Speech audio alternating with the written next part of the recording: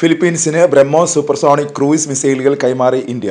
2022 ഇരു രാജ്യങ്ങളും തമ്മിൽ ആയുധ കൈമാറ്റ കരാറിൽ ഒപ്പുവെച്ചത്. $375 മില്യൺ കരാർ. ഈ കരാറിന്റെ ഭാഗമായിട്ടായിരുന്നു ആയുധ കൈമാറ്റം. അമേരിക്കൻ നിർമ്മിത C-17 ഗ്ലോബ്മാസ്റ്റർ എയർപ്രോട്ട് എയർക്രാഫ്റ്റ് മിസൈലുകൾക്കൊപ്പമാണ് ഫിലിപ്പീൻസിലെ മറൈൻ കോർപ്സിന് ഇന്ത്യൻ വ്യോമസേന ആയുധങ്ങൾ കൈമാറിയത്.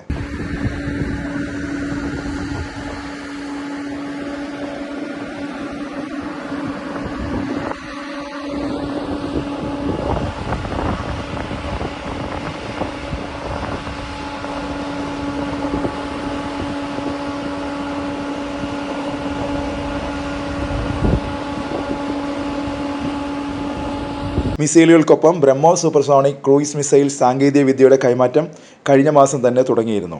ദക്ഷിണ ചൈന കടലിൽ ഫിലിപ്പീൻസും ചൈനയും തമ്മിലുള്ള സംഘർഷം രൂക്ഷമാണ്. ഈ സാഹചര്യത്തിലാണ് ഇന്ത്യ ഫിലിപ്പീൻസിന് മിസൈൽ സംവിധാനങ്ങൾ കൈമാറുന്നത്. ബ്രഹ്മോസ് മിസൈൽ സംവിധാനത്തിന്റെ 3 ബാറ്ററികൾ ഫിലിപ്പീൻസ് അവരുടെ തീരപ്രദേശങ്ങളിൽ വിന്യസിക്കും. ഇന്ത്യയുടെ പ്രതിരോധ രംഗത്തെ സുപ്രധാന കൈമാറ്റമാണിത്. ഫിലിപ്പീൻസിലേക്കുള്ള 2ാം ഘട്ട ബ്രഹ്മോസ് മിസൈലുകളാണ് കൈമാറുന്നത്. ദക്ഷിണ ചൈന കടൽ വഴിയാണ് വിമാനം ഫിലിപ്പീൻസിലെത്തുക. ചൈനയ്ക്കെതിരെയുള്ള പ്രധാന നീക്കമെന്ന നിലയിലാണ് ഫിലിപ്പീൻസിന് മിസൈലുകൾ കൈമാറിയത്.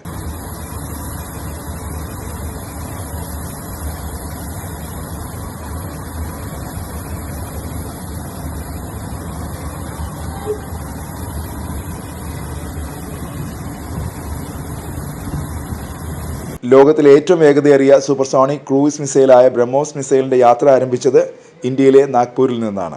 ബ്രഹ്മോസ് മിസൈൽ ഫിലിപ്പീൻസിലെത്തിയാലും മുഴുവൻ സംവിധാനവും അടുത്ത ആഴ്ചയോടെയാകും പ്രവർത്തനക്ഷമമാക്കുക. ഫിലിപ്പീൻസിലെ സായുധ സേനയ്ക്ക് മിസൈൽ സംവിധാനത്തിൽ വൈദഗ്ധ്യം നേടാനുള്ള പരിശീലനം നൽകും.